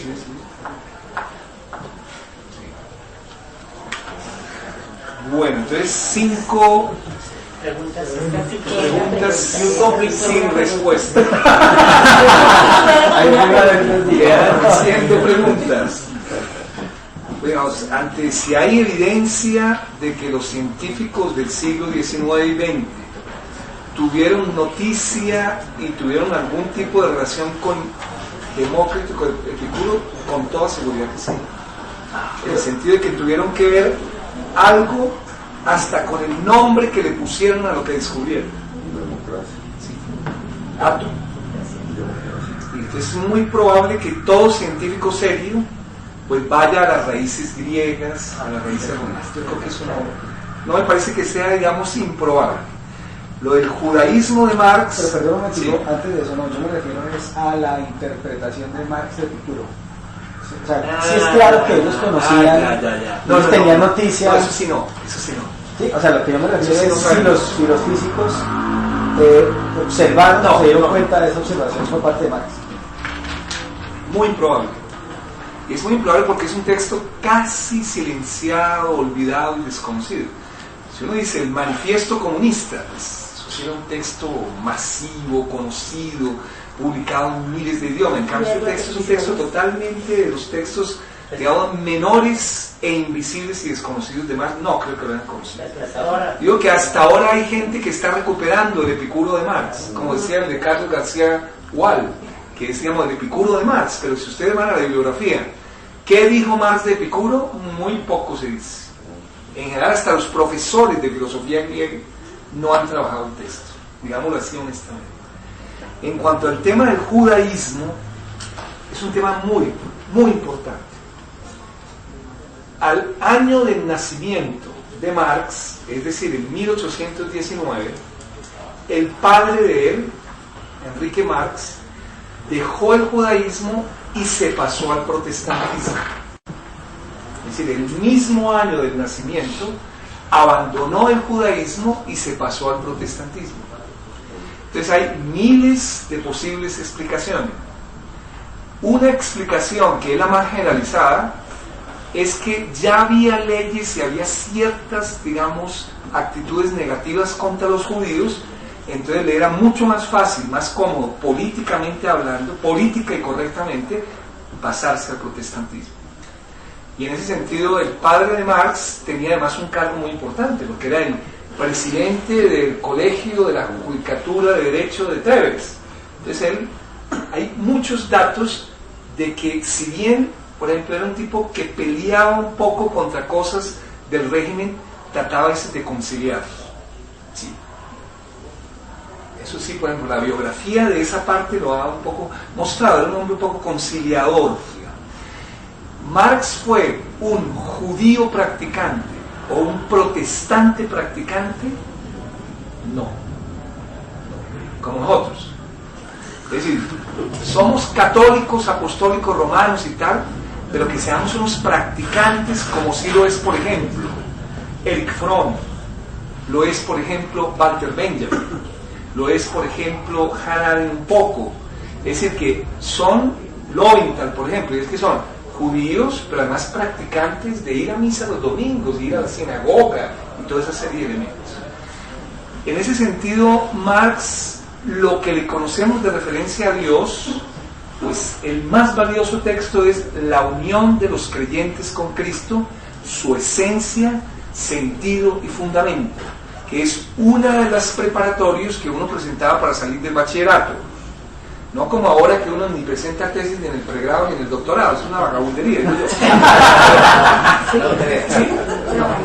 Hay pregrados que ya no hay tesis, no, ellos tenían que hacer 3 trabajos para graduarse como bachilleres. Un trabajo que mostrara el manejo de la teología, un trabajo que mostrara el manejo del alemán, un trabajo que mostrara el manejo de las ciencias. Hemos conservado solo 2 trabajos de esos. El trabajo La unión de los creyentes en Cristo, que fue dirigido por un profesor que era teólogo rebelde, porque en el colegio de Marx todos, con excepción de 2 profesores, eran totalmente rebeldes y eran vistos con mucha suspicacia por el régimen prusiano. ¿Cómo será que periódicamente, y están investigados y todo, había requisas al colegio donde Marx estudió? Impresionante. Pero digamos, ahí les doy una pregunta más general, que es la pregunta, por ejemplo, que se hace en la escuela de Frankfurt. Si bien yo no soy judío practicante y tampoco practicante del protestantismo, ¿puedo ver ecos del judaísmo en el pensamiento alemán de Marx y en la escuela de Frankfurt, que todos son judíos, Marcuse y todo? Pues sí. ¿Qué es ser judío? Y lógicamente viene el gran problema. Tal vez Benjamin es el monstruo ahí, porque él sí es practicante, casi se va a la universidad hebrea, convencido por Schelling que dejara la filosofía y se dedicara al hebraísmo y al judaísmo. Y es 1, ningún culto a las imágenes, solo a la invisibilidad de los conceptos. Quiere decir que mientras los católicos apostólicos romanos tenemos una tendencia a, digamos, la permanente obsesión por las imágenes, porque en el siglo XIII y XII el catolicismo decidió que como la gente no sabía griego y latín, se podía enseñar a través de imágenes, y gracias a eso las iglesias católicas apostólicas están completamente llenas de didáctica de imágenes. Las sinagogas no tienen imágenes. Los, ¿cómo se llaman los de los árabes? Las mezquitas tampoco, etcétera, etcétera. 2. Otro elemento muy judío, y es la idea de que el Mesías no ha llegado, sino el Mesías está por venir. Está por venir. Y en ese sentido, la obsesión de Benjamin, porque el Mesías somos nosotros mismos en nuestra propia relación, es la idea de que la revolución tiene que algo que ver con algo un poco que no se puede pintar, no se puede plasmar, pero va a venir. En cambio, nosotros los escatológicos católicos siempre nos preguntamos, ¿cómo es el socialismo? Pínteme el socialismo. ¿Cuáles son las reglas? No. El judío se resiste a volver imagen su revolución. Es una utopía negativa, como dicen en la escuela de Frankfurt, no una utopía afirmativa, en el sentido de que se resiste por principio. Por eso Kant es el ejemplo perfecto. ¿Qué es la idea? Una idea regulativa. Para eso es la moral, para eso es todo. Es que uno nunca va a conseguir lo que busca. Entonces lo que ama es la dificultad, la lucha. No a esa. En cambio, los católicos dicen, denme el paraíso terrenal, quiero coger el paraíso terrenal. No, el judío está preparado es a la imposibilidad y a la dificultad, a la lucha, no a la consecución de la imagen realizada. Entonces, si uno se mete a los trabajos sobre judaísmo, podría ver que Marx, digamos, por su forma de haber vivido en una familia judía y protestante, hay elementos que tienen que ver con su forma de pensar. Nosotros somos tan católico-apostólicos romanos que estamos obsesionados por imágenes, obsesionados por una revolución ya, obsesionados. Es una otra forma de experimentar la emancipación. El católico además cree que va a haber un paraíso, unas cosas totalmente delirantes. Entonces nosotros contaminamos el socialismo del paraíso, ¿no? Es de la locura. El socialismo no tiene nada de paraíso. Es la expansión permanente de la dificultad y el conflicto. Por eso no puede usar ni la palabra posconflicto, es una palabra negativista, no es una palabra posnegociación. O sea, van a decir posconflicto. Es que la vida se van a acabar los conflictos, no, todo lo contrario. Entre más democracia, más conflictos entre nosotros, etcétera, etcétera. La pregunta de Juan, sí, la óptica de Marx es una óptica muy moderna, porque en cierto sentido uno lee los autores desde su propia contemporaneidad, y es un componente un poco de la lectura, y uno ya va leyendo el autor y va poniendo los elementos de él, pero también los elementos de su propia época. Nadie puede tener una relación, digamos, completamente neutral, aséptica con lo que lee. Entonces yo, cuando él habla de la gravedad, cuando él habla, él ya está poniendo elementos de la modernidad, que de golpe no existían en el momento que viene. Y esa es la dificultad que uno tiene siempre cuando lee a un autor que es de otra época, que no lo puede leer de manera prístina, neutral, sino de manera condicionada por mis propias, digamos, circunstancias. El tema de teoría, cuando Habermas, es un tema que a todo el mundo le preocupa. Gadamer tiene textos sobre eso, se llama El elogio de la teoría, conocimiento e intereses dedicado a eso, y es un poco esta idea. El camino de Habermas es un camino muy original, y es, en Grecia había un actor social, como podríamos decir un dirigente social, que iba representando las ciudades griegas en las festividades religiosas, y se llamaba el Theoros. Es decir, que la palabra es la combinación de joros, escuchar, oír, y teos, divinidades. Una palabra tan laica y secular como teoría proviene etimológicamente de divinidades y escuchar. Pero oigan los rasgos que uno debe tener para que lo nombren Theoros. Si yo soy de Tebas, o de Tales de Mileto, o de Esparta, o de Atenas, y voy a representar a mi ciudad, como decía hoy alguien me dijo, hoy en Colombia solo representan los países los profesores de fútbol, y es que el más importante representante es Valdano y le dan prensa, y no los profesores, digamos, en el sentido de la ética o en el sentido de la filosofía, ¿no? O Shakira, o Valdano, o Peckerman, ¿no? Son los seres más importantes de la humanidad hoy en día, ¿no? No, en Grecia, quien era Theoros, que era un atributo tremendo, como en una comunidad Kogi o Aroaca, para que uno lo nombre, por ejemplo, el Consejo de Ancianos, o lo nombren Theoros, necesitaba unos requisitos impresionantes. Es decir, ser Theoros es como unos días nos dijo Darío Tote, que fue miembro del Comité Central del Partido Comunista. El día que a mí me nombraron del Consejo de Ancianos a los 50, dejé al partido. Y fue cierto. Cierto. Yo decía, pero Darío, ¿por qué? Es que a mí nunca me han hecho un homenaje tan importante. Y yo soy parte de la cultura cucunuco. Para que a mí me nombraran Theoros, oigan las condiciones que tenía que tener mi psiquis. Una primera condición: logos, es decir, que tuviera la capacidad de argumentar, razonar, hablar, pensar, Dos, ethos, que fuera capaz de lo que yo pienso volverlo acción. 3, que hubiera distinguido ser y tiempo. 4, miren, bueno, es impresionante.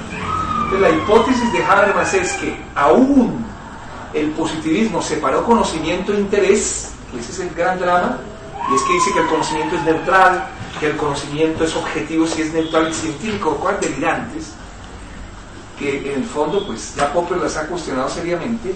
Uno podría decir que en el origen clásico de la palabra teoría no hay una separación entre conocimiento e interés, no la hay. Quienes llevaron a la total separación entre conocimiento e interés fue el positivismo. 2, ¿la crisis de Aristóteles es la crisis de la polis? Sí, yo sí creo.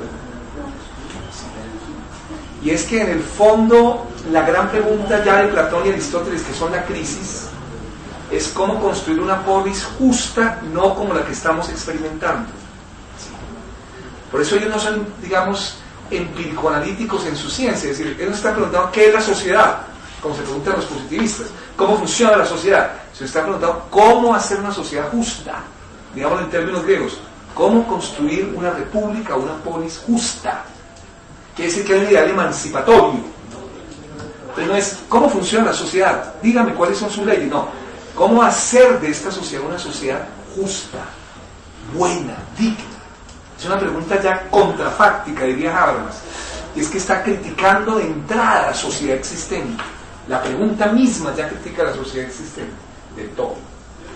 Ahora, que corresponda Marx a la crisis de la Revolución Francesa, también. Pero Cornu, en su biografía de Marx, que es de 4 tomos, Marx y Engels, dice algo que de todas formas podría ir un poquito en contravía, y él dice: la vida de Marx y la formación de Marx estuvo totalmente influenciada por la Revolución Francesa. Totalmente. Quiere decir que cuando se acaba la primera Revolución Francesa, con la derrota de Napoleón en la batalla de Waterloo en 1815, quiere decir que nosotros estamos en la Quinta República Francesa. Es decir, hubo revolución, y la revolución, lo que pasa es que nosotros montaron una escolástica soviética, y es que la revolución siempre avanzaba y la revolución siempre iba para adelante, todo lo contrario, las verdaderas revoluciones siempre van para atrás, y eso es lo que nos estamos habituando, porque la posibilidad de que se restaure el capitalismo es más alta de lo que suponíamos. Entonces, ¿cuándo se destruye la Revolución Francesa? En 1815. ¿Cuándo vuelve una segunda Revolución Francesa? Analizada por Marx en el 18 Brumario de Luis Bonaparte, en 1848, y dura 3 años.